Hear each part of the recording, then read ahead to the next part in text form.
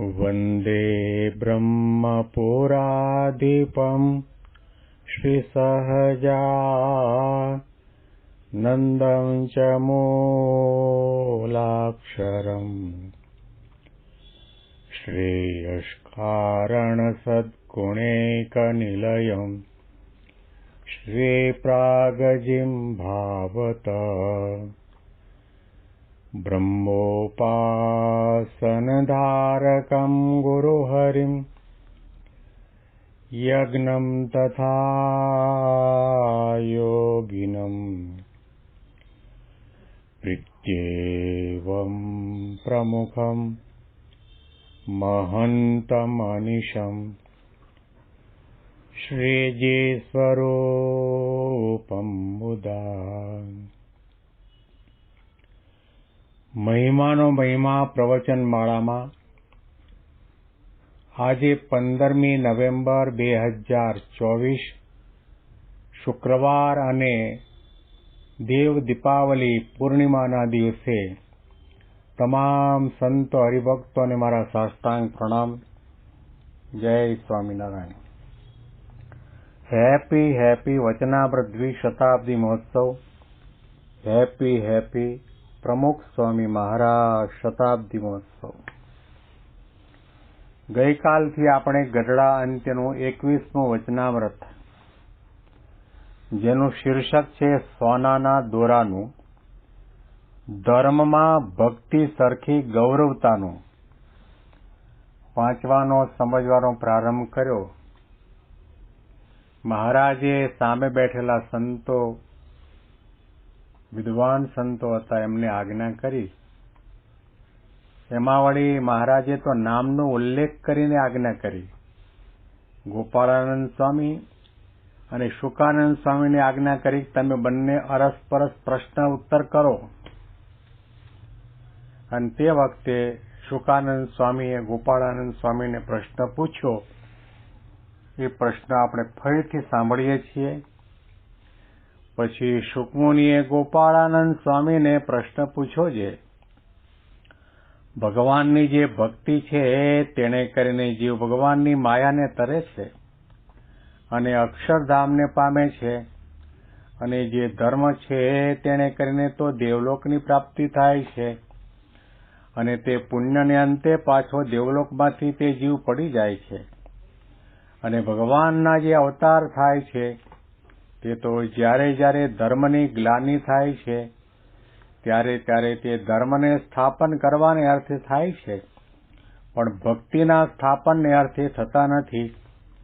અને જે પ્રાપ્તિ ભક્તિ વતે થાય છે તે પ્રાપ્તિ ધર્મે કરીને જણાતી નથી. માટે ભક્તિ સરખી કયે પ્રકારે ધર્મમાં મોટાઈ આવે એ પ્રશ્ન છે. આપણે સૌ કોઈ જાણીએ છીએ કે ભક્તિનો અતિ અપાર મહિમા શાસ્ત્રોમાં અને સંતોના મુખે સાંભળવા મળે છે. જેણે ભક્તિ કરી એ સંસાર સાગર તરી ગયા છે. જેણે ભક્તિ કરી એ ભગવાનના ધામના અધિકારી થયા છે. જેણે ભક્તિ કરી નિર્વાસનિક થયા છે,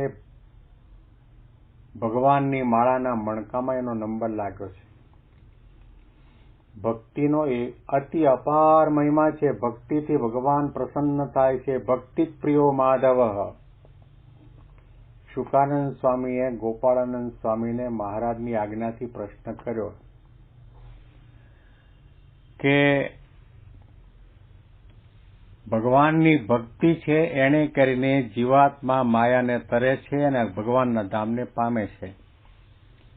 જ્યારે ધર્મની વાત આવે છે તો ધર્મે કરીને તો જીવાત્માને દેવલોકની પ્રાપ્તિ થાય.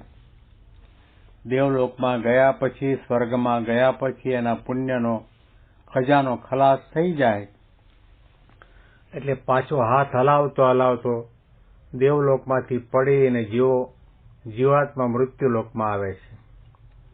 અને બીજી વાત આપણે એ પણ જાણીએ છીએ કે ભગવાનના જે અવતાર થાય છે કે તો જ્યારે આ પૃથ્વી ઉપર ધર્મની ગ્લાનિ થાય ત્યારે ધર્મના સ્થાપન કરવા માટે સાધુ સંતોની રક્ષા કરવા માટે, અસુરોનો સંહાર કરવા માટે આ પૃથ્વી પર પધારે છે. ભગવાન ધર્મની સ્થાપના માટે આવે છે, ભક્તિની સ્થાપના માટે આવતા હોય એવો કોઈ શાસ્ત્રમાં ઉલ્લેખ નથી. તો ભક્તિનો મહિમા અતિ અપાર છે. ભક્તિના જે મહિમા છે એવી પ્રકારનો મહિમા ધર્મમાં પણ આવે. ભક્તિ સરખી મોટાઈ ધર્મની અંદર પણ આવે એ કઈ પ્રકારે આવે? આવો પ્રશ્ન કરો. જેટલી મહત્તા આધ્યાત્મિક માર્ગમાં ભક્તિની છે એટલી જ મહત્તા ધર્મની પણ બની રહે. એ કઈ પ્રકારે થાય? આવો પ્રશ્ન શુકાનંદ સ્વામીએ ગોપાળાનંદ સ્વામીને પૂછ્યો.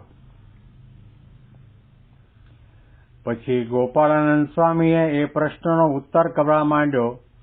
તે જે વાત કરી તેમાં ધર્મ તે ભક્તિનો અંગરૂપ થઈ જાય, પણ કોઈ રીતે ભક્તિ સરખું ધર્મમાં ગૌરવ આવે નહીં. પછી એ વાર્તા સાંભળીને શ્રીજી મહારાજ અતિશય હસતા આવ્યા અને એમ બોલ્યા છે, એ પ્રશ્નનો ઉત્તર ઘણો કઠણ છે, માટે લ્યો અમે એનો ઉત્તર કરીએ છીએ. એ ધર્મ તો બે પ્રકારનો છે. એક નિવૃત્તિ ધર્મ છે અને બીજો પ્રવૃત્તિ ધર્મ છે. તે બે પ્રકારનો ધર્મ તે ભગવાનના સંબંધે સહિત પણ છે અને ભગવાનના સંબંધે રહિત પણ છે. તેમાં ભગવાનના સંબંધે સહિત જે ધર્મ છે તે તો નારદ, સનકાદિક, શુકજી, ધ્રુવ, પ્રહલાદ, અંબરીશ એ આદિક જે ભક્તજન તેનો છે અને એ ધર્મને ભાગવત ધર્મ કહે છે તથા એકાંતિક ધર્મ કહે છે. અને તે ધર્મ અને ભક્તિ તો બે નથી, એક જ છે. અને જે ધર્મ સ્થાપનને અર્થે ભગવાનના અવતાર થાય છે તે પણ એ જ ધર્મના સ્થાપનને અર્થે થાય છે. અને જે કેવળ વર્ણાશ્રમના ધર્મ છે તે તો ભાગવત ધર્મ થકી અતિશય ગૌણ છે. અને ભાગવત ધર્મે કરીને તો જીવ જે તે ભગવાનની માયાને તરીને પુરુષોત્તમના ધામને પામે છે. માટે ભાગવત ધર્મ અને ભક્તિ એનું તો એક સરખું ગૌરવ છે અને પ્રાપ્તિ પણ એક સરખી છે. પ્રશ્ન અટપટો હતો અને શુકાનંદ સ્વામી પણ મહાવિદ્વાન સંત છે, ગોપાળાનંદ સ્વામી પણ મહાન વિદ્વાન યોગમૂર્તિ સંત છે. ગોપાળાનંદ સ્વામીએ પોતાના દ્રષ્ટિકોણથી ધર્મનું મહત્વ પણ ભક્તિ સરખું થાય એના માટેના ઉત્તર ઘણા પ્રકારે આપ્યા. પણ બન્યું એવું કે ભક્તિ સરખી મહાનતા મહત્તા ધર્મમાં જણાય નહીં અને બંને એકબીજાના અરસપરસ પૂરક બની જાય એવી પ્રકારની ઉત્તરની અંદર બધાને અનુભૂતિ થવા માંડી અને કોઈ પણ રીતે પ્રશ્નનું સમાધાન ન થયું. હવે આ પ્રકારની ચર્ચા અને આ પ્રકારે ગોપાળાનંદ સ્વામી ઉત્તર આપવા લાગ્યા ત્યારે મહારાજ પોતે મરક હસવા માંડ્યા. શ્રીજી મહારાજ પોતે કેવા દયાળુ છે. હસતા મલકવત બધું દેખે છે, જાણે છે, જ્ઞાનનું મૂર્તિમાન સ્વરૂપ છે. કયા પ્રશ્નનો કેવો ઉત્તર ને કઈ સાધના કરવાથી સાધ્ય સુધી પહોંચી શકાય અને કેવો સંત સમાગમ કરવાથી જીવાત્મા બ્રહ્મભાવને પામે, ભગવાનના ધામનો અધિકારી થાય, આ બધું હસતા મલકવત જ્ઞાન હોવા છતાં પણ મહારાજ પોતે આવી આ ચર્ચા એ ચર્ચાની અંદર વ્યવસ્થિત સમાધાન નથી થતું તો ગોપાળાનંદ સ્વામી કે શુકાનંદ સ્વામીને મહારાજે ઠપકો નથી આપ્યો અથવા તો પછી એની મશ્કરી નથી કરી, મજાક નથી કરી. મહારાજ મરક હસવા માંડ્યા. કારણ કે ગોપાળાનંદ સ્વામી ઉત્તર કર્યો એની અંદર ધર્મ ભક્તિનું અંગરૂપ થઈ જાય. કહેવાય બાહ્ય રીતે ધર્મ પણ અંદર ખાને ભક્તિ હોય એટલા માટે ભક્તિ સરખું ધર્મમાં ગૌરવ આવે નહીં. આ વાર્તા સાંભળીને મહારાજ અતિશય હસતા આવ્યા અને બોલ્યા છે, હવે આ પ્રશ્નનો ઉત્તર ઘણો કઠણ છે, માટે અમે એનો ઉત્તર કરીએ. એ ધર્મ બે પ્રકારના છે. શ્રીજી મહારાજે કહ્યું, એક તો નિવૃત્તિ ધર્મ અને બીજો પ્રવૃત્તિ ધર્મ. આ બે પ્રકારના ધર્મ તે ભગવાનના સંબંધે સહિત પણ છે અને ભગવાનના સંબંધે રહિત પણ છે. ભગવાનના સંબંધવાળો જે ધર્મ છે એ નારદ, સનકાદિક, શુકજી, ધ્રુવ, પ્રહલાદ, અંબરીશ આ બધા ભક્તોના જીવનની અંદર એ ધર્મના દર્શન થાય. અને એવો જે ધર્મ ભગવાનના સંબંધવાળો ધર્મ છે એ ભાગવત ધર્મ છે. એને એકાંતિક ધર્મ પણ કહેવાય છે. અને ધર્મ અને ભક્તિ તે બે નથી, એક જ છે.